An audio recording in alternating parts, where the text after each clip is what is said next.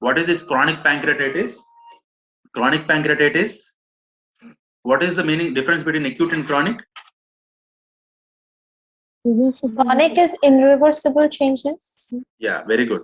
So acute is the changes are reversible and it is of short duration. Chronic is the pancreas goes into irreversible changes. So what are the factors responsible for it? See here, there is a classification called Tiger O. T is toxic, metabolic, toxic. Okay, the most common is ethanol, alcohol. Idiopathic, we don't know the reason. Genetic, autoimmune, recent acute pancreatitis, recurrent acute pancreatitis. The patient is having binge alcohol every time, so he is having recurrent pancreatitis. And whether there is an obstructive feature like mechanical or obstructive classification.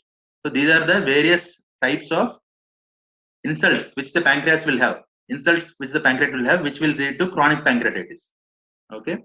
So what will be the clinical features? Clinical features will be of exocrine. What is the pancreas secrete?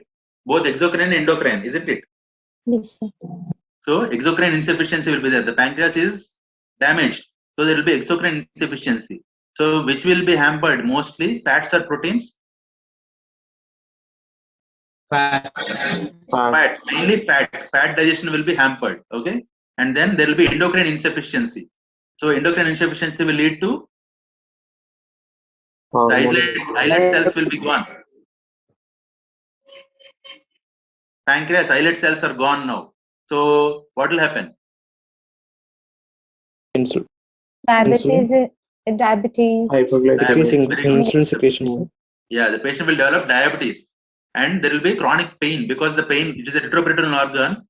There will be chronic retroperitoneal pain also. Okay, so exocrine insufficiency is there, endocrine insufficiency is there, and pain is there. Exocrine insufficiency is manifested by, how is it manifested? Malabsorption. Very good. Fat malabsorption. Okay, the patient will not be able to digest fats. And endocrine insufficiency by diabetes. Let's say diabetes. Yeah, and pain. These are the features of chronic pancreatitis. And if you do a ERCP, in this patient, you will have this chain of lakes appearance. See here, the chain of lakes appearance. Chain of lakes. Okay. Yes. Yes, sir. Yeah, this is the ERCP finding. US finding, no need. Rosemont criteria, it is not necessary. So what is this chain of lakes actually? If you see this picture, I'll just zoom it for you.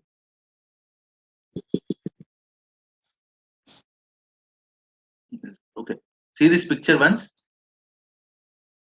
This ERCP picture.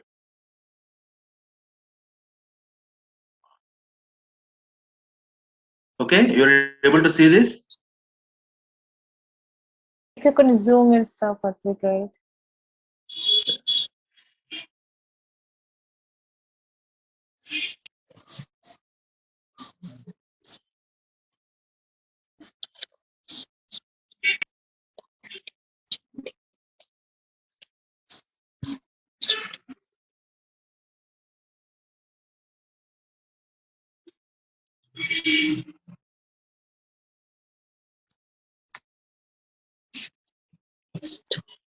Okay, now? Yeah, it's fine. See, when you do an ERCP, there is, because of this chronic pancreatitis, this will be different. This will be different. And every segment will be different because there is a lot of inflammation inside. So we have the contrast filling in multiple directions. Normally it should go in a uniform direction, right?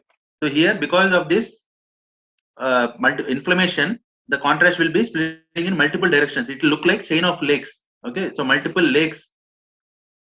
Okay. Okay, sir. Okay. Yeah, that is a name given to it. Okay, it is a fancy name given to it.